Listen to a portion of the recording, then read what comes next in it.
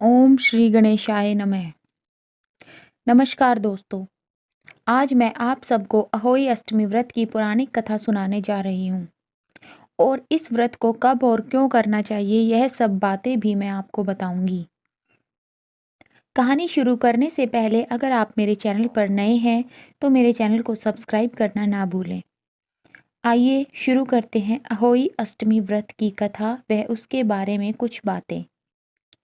संतान सुख के लिए और उनकी लंबी आयु की कामना के लिए कार्तिक मास कृष्ण पक्ष अष्टमी तिथि पर यह अहोई अष्टमी का व्रत किया जाता है।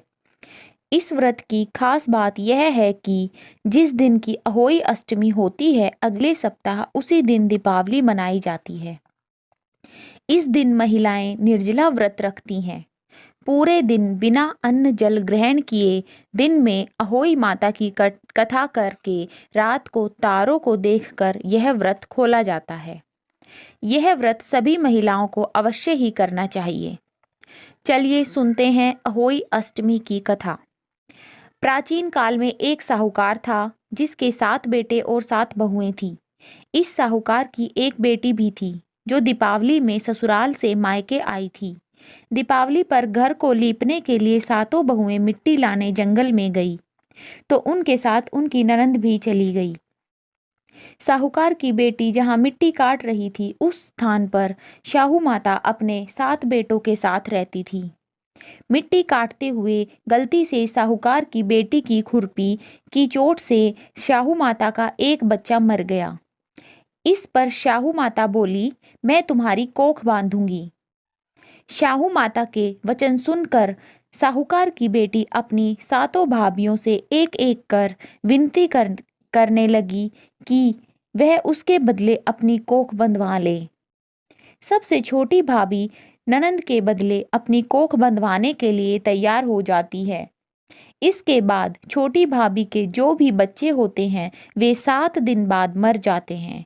7 पुत्रों की इस प्रकार मृत्यु होने के बाद उसने पंडित को बुलाकर इसका कारण पूछा तो पंडित ने सुरही गाय की सेवा करने की सलाह दी। फिर वह सुरही गाय की मन लगाकर सेवा करती रही और गाय माता सेवा से प्रसन्न होती है और उसे शाहू माता के पास ले जाती है।